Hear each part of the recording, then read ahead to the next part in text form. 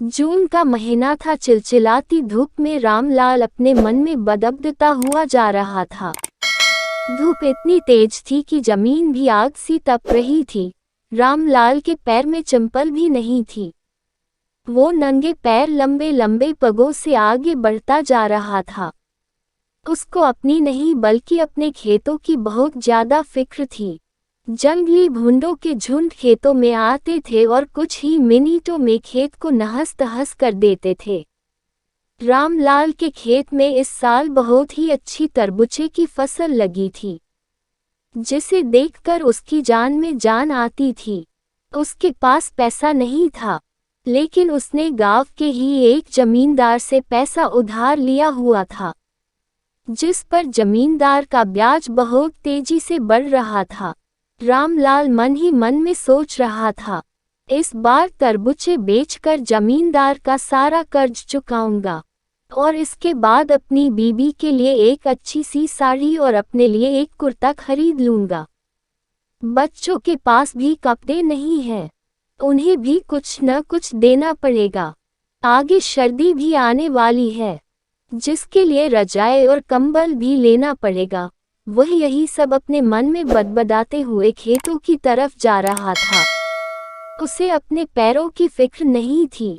आम आदमी तो ऐसी गर्मी में नंगे पैर नहीं चल पाता, लेकिन रामलाल अपने मन में सपने देखता हुआ अपने खेतों की ओर बढ़ता चला जा रहा था। खेत के पास पहुंचते ही रामलाल गदगद हो गया। खेत में बहुत अच्छी तरबूजे की फसल थी। वो हर समय खेत में ही आते जाते रहता था, क्योंकि अगर धोखे से भी भूंड आ गया तो उसका पूरा का पूरा खेत कुछ ही समय में खत्म हो जाएगा और उसके सपने मिट्टी में मिल जाएंगे। इसलिए रामलाल दिन में और रात में पूरा समय खेत में ही गुजारता था। रामलाल की पत्नी भी फूली नहीं समा रही थी, क्योंकि 10 साल बाद उनके खेतों में इतनी अच्छी फसल लगी हुई थी, लेकिन गर्मी बहुत ज्यादा था। जमींदार अक्सर आके रामलाल को धमकी देता रहता था, फसल काट दो और मेरी पाई पाई चूका दो, नहीं तो तुम्हारे लिए अच्छा नहीं होगा। रामलाल ने हाथ जोड़कर कहा, इस साल खेत में फसल अच्छी लगी है साहब, मैं आपका एक एक पैसा चूका दूंगा। तरबूजे की फसल लगभग तैयार थी। जितनी खुशी आज रामलाल को हो रही थी, इनका अंदाजा लगाना आज मुश्किल था। वह मन ही मन में खुशी से झूम रहा था, लेकिन उसको पता था कि अगर जरा सी भी हमसे चूक हुई तो मेरा सब कुछ नष्ट हो जाएगा। रात में भी वह जरा सी आहट से भी उठ के बैठ जाता, अपने खेत में इधर उधर देखता और आकर फिर से सो जाता। उसकी नींद कभी पूरी नहीं हो पाती थी। उसके सपने में भी खेतों की याद बनी रहती थी। 3 दिन बाद अब तरबूजे की फसल को कटाई करके शहर भेजने वाला था। रामलाल और उसकी पत्नी बहुत खुश थे। उन्हें पता था कि अब हमारा भी अच्छा समय शुरू होने वाला था। हम सब भी अच्छे कपड़े पहनेंगे, हमारे पास भी रजाई और गुदगुदे गद्दे होंगे, ताकि सर्दी में पूरी रात ठिठुर ठिठुर करना गुजारनी पड़े। रामलाल और उसकी पत्नी ने हजारों सपने अपने मन में संजो के बैठे थे, क्योंकि फसल इतनी जो अच्छी थी। रामलाल की फसल देखकर पड़ोसियों को भी जलन हो रही थी। रामलाल ने अपने पूरे खून पसीना लगाकर फसल तैयार की थी। 4 बीघे की फसल गांव में किसी ने पहली बार की थी, और इतनी अच्छी फसल शायद आसपास के गांव में कई साल बाद रामलाल ने की थी। खेत में तरबूजे चमक रहे थे। इस साल तरबूजे की कीमत भी बहुत अच्छा था, इसलिए रामलाल सोच रहा था कि उसका सारा कर्ज चुकता हो जाएगा और बहुत सारे रुपये भी बच जाएंगे। अगले दिन रामलाल सुबह जगा और हालांकि रात वह सो नहीं पाया था। रात भर जानवरों को भागता रहा, मगर सुबह जब उसने अपनी फसल को देखा तो एकदम से उसकी खुशी से उनका चेहरा एकदम लाल हो गया।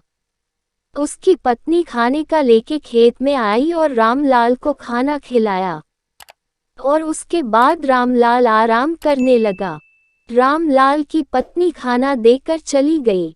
रामलाल खेत में एक छोटी सी लकड़ी की झोपड़ी बनाकर रहता था। उस झोपड़ी में आराम करने लगा। दोपहर का 12 बज चुका था। रामलाल भी उठकर इधर उधर देख रहा था, क्योंकि दोपहर में जंगली भूंडों का खतरा ज्यादा बना रहता था। चारों तरफ धूप के कारण सन सन की आवाज आ रही थी। चारों ओर सन्नाटा छाया हुआ था। रामलाल के खेत से गांव की दूरी लगभग 1 किलोमीटर थी। रामलाल ने इधर उधर देखा, कोई जानवर दूर दूर तक नहीं था। यह सोचकर वह आराम करने लगा। इतने में ही उसे कब नींद आ गई उसे पता ही नहीं चला। रामलाल को नींद आते ही एक भूंड का बड़ा झुंड आया और उसके खेत में टूट पड़ा। रामलाल इतना थका हुआ था कि वह बहुत ही गहरी नींद में सो गया। उसे कुछ पता ही नहीं चला और भूंड ने उनके खेत को कुछ ही मिनटों में पूरी तरह से तहस नहस कर दिया। सारे तरबूजे और पौधे पूरी तरह नष्ट कर दिया। रामलाल नींद में सपने देख रहा था।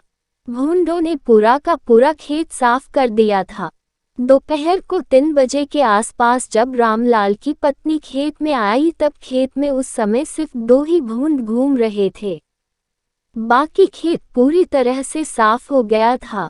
उसमें एक भी तरबूजा नहीं बचा था। रामलाल की पत्नी दौड़ती हुई गई जहां रामलाल सोया हुआ था।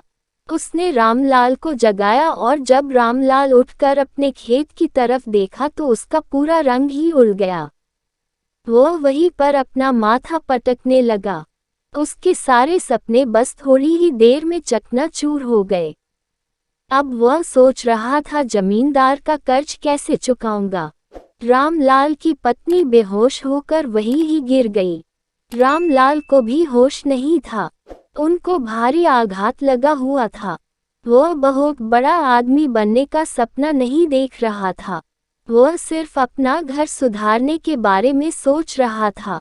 लेकिन अब उसके सारे सपने पूरी तरह से टूट गए थे। रामलाल और उसकी पत्नी की आंखें खेत को देखकर पथरा सी हो गई थी। खेत में चर रहे 2 भूंड भी अब जा रहे थे। शायद उनका भी पेट भर गया था। खेत में ऐसा कुछ भी नहीं बचा था कि उसे जानवर भी खा सके। रामलाल ने आसमान की तरफ देखा और फिर वहीं गिरकर बेहोश हो गया। समाप्त।